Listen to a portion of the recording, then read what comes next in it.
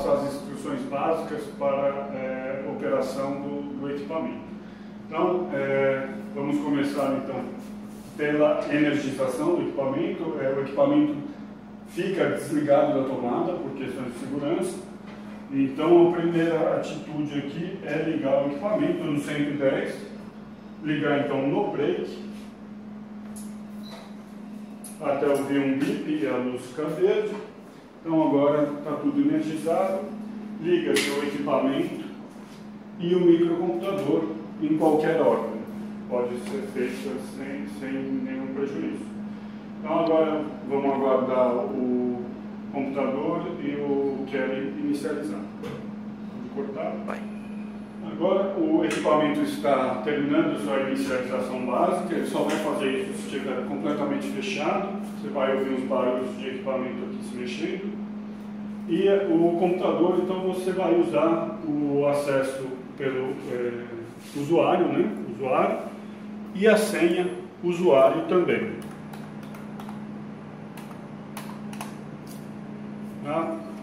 Aproveitando então a oportunidade também, esse é o livro de registro do equipamento. Essas informações de senha e usuário também estão anotados aqui. E aqui todo mundo que usa o equipamento deve colocar então as informações básicas como data, o horário que utilizou, quem é a pessoa que utilizou e o orientador, tipo de amostra e o acessório. O acessório que pode ser a esfera, o suporte de amostras sólidas ou o suporte de cubeta. Então faz essa anotação aqui durante o processo. Então, com os dois equipamentos já ligados, a gente vai usar o programa chamado Scan, que está aqui no desktop, e vai inicializar ele.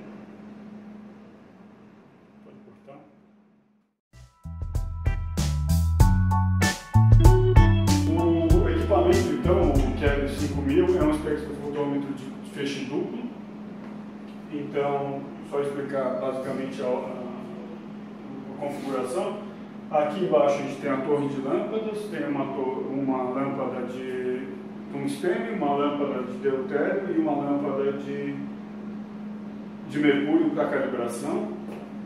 Essas lâmpadas então são monocromatizadas pelas grades de difração, tem um par de grades de difrações aqui, e então é dirigido aí para a câmara de amostras, e aqui tem os detetores, um detetor de uma fotomultiplicadora e um detetor da faixa de infravermelho. Então, aqui é a câmara de amostra, onde a gente tem os dois feixes. Então a gente tem um feixe de referência, o padrão do equipamento é o feixe de trás de referência e o feixe da frente é o feixe que a gente chama da amostra. E aqui encaixa então os acessórios, seja pelo tipo de amostra que você vai utilizar. Os acessórios ficam então guardados aqui. A parte que se refere ao carry estão nessa prateleira e nessa. Alguma coisa aqui do outro equipamento aqui do microscópio eletrônico, mas basicamente fica nessas duas estantes. Aqui então tem uma tampa estendida para amostras muito grandes, principalmente utilizada com a esfera integradora. Aqui tem a documentação do equipamento. Aqui tem os padrões de refletância difusa e refletância especular. Cuidado para mexer isso daqui. Pessoas sem treinamento não aconselho a usar. Aqui então tem a esfera integradora, muito delicado, se você não souber, peça ajuda, não use sozinho. Suporte para amostra sólida, como cristais e plásticos. Suporte para cubeta. E aqui tem os acessórios que funcionam aí para você encaixar sua amostra como um Lego, né? Você vai montando de acordo com a sua necessidade. Para a demonstração de hoje, então, eu vou pegar um suporte aqui de amostra sólida e a gente vai encaixar aqui na câmera. Reparem que existe um pino central e dois aqui mais baixos, e a posição que ele deve ser encaixado é assim, é esse lado aqui para o fundo. Então aqui tem um suporte, a gente pode segurar o acessório, encaixa, tá? E depois é importante travar aqui. Se você encaixou ele mal encaixado,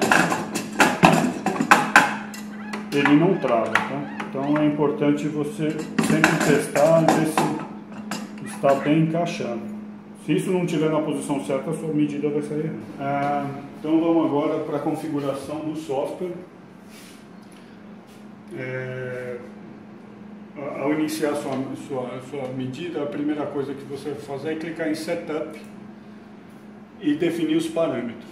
Então, o primeiro deles é determinar o intervalo de comprimento de onda que você vai medir. Na dúvida, todos os campos que você colocar o cursor em cima, ele vai te dar o range superior e inferior. Então, por exemplo, aqui está de 200 a 800, eu vou mudar um pouquinho, 780 para 350, para ficar mais rápido esse vídeo, 380, não ficar muito cansativo. Indo para o próximo quadradinho, aqui é o tempo de integração, ou seja, na verdade, quantas medidas ele vai fazer por ponto no espectro. Data interval vai ser, então, ele vai coletar imagem, espectros de 1 em 1 nanômetro, ou seja, os pontos, né, do espectro vão estar espaçados de 1 nanômetro. E aqui é a velocidade, né? Na verdade, você define 2 e o terceiro é definido pelo computador. Então aqui você pode, de novo, colocar e ver os limites que você pode inserir como valor. Aqui é o eixo Y da medida que você vai fazer. O padrão dele é absorbância. Eu, pessoalmente, prefiro transmitância e eu vou fazer em transmitância. Passando para a próxima aba, então, Options. O primeiro parâmetro aqui é chamado SBW, que é Spectral Bandwidth. Esse é o comprimento, a dispersão de comprimentos de ondas que vai chegar no detetor. Ou seja, se a fenda estiver muito aberta, você imagina que não vai chegar apenas um comprimento de onda, vai chegar mais que uma coisa monocromática. Então, o que esse número dá, por exemplo, se você está medindo em 350 e está um SBW de 2, na verdade está te falando que se você está medindo de 349 até 351. Então, e você pode variar essa fenda, né, de acordo com a precisão que você quer na sua medida. Lembrando que quanto maior a precisão, menor o sinal. Então você tem que achar o compromisso. Voltando aqui, o Beam Mode ou Double. Qual a vantagem desse feixe duplo? É que você sempre está corrigindo a medida da sua amostra por uma referência. Então, no exemplo, se a lâmpada flutuar a intensidade, já está sendo automaticamente corrigido. Você pode mudar isso, mas vai depender do tipo de experimento. Para 90% dos casos, usa double mesmo. O slit height, na verdade, é o tamanho do feixe que vai passar pela sua amostra. Então, você pode determinar ele como cheio ou um terço disso, que é o reduced.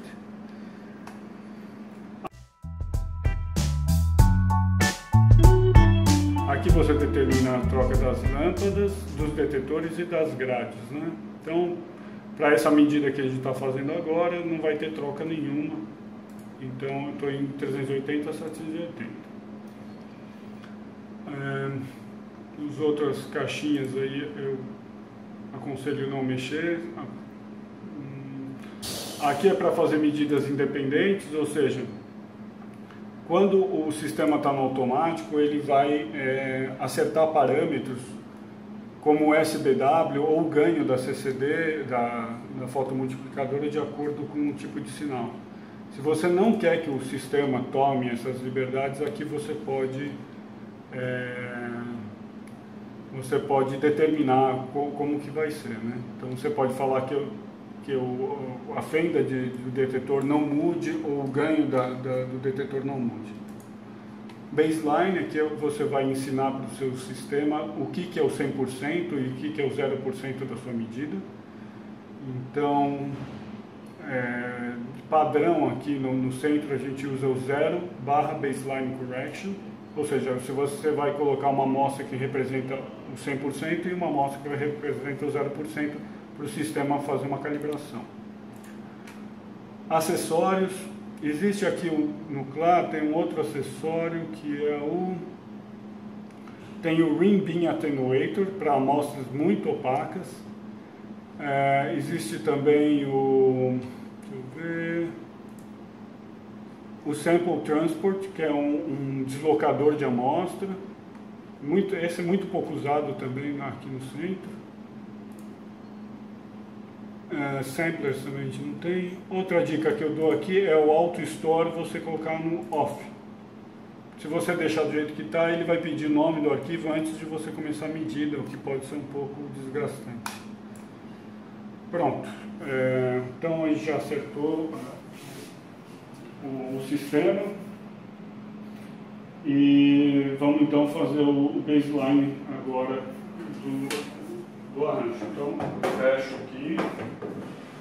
O Windows está sempre fechado. Aqui tem um clique. E então, acho que eu esqueci de clicar. Isso. Então a gente vai começar clicando em baseline. Ele pede então para colocar a amostra de 100%. Eu vou colocar nenhuma amostra. E a gente vai fazer a medida.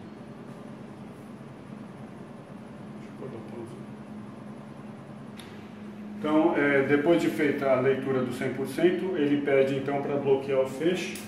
Pode fazer isso, por exemplo, com um cartão ou esse paninho aqui. Eu vou bloquear o feixe da amostra.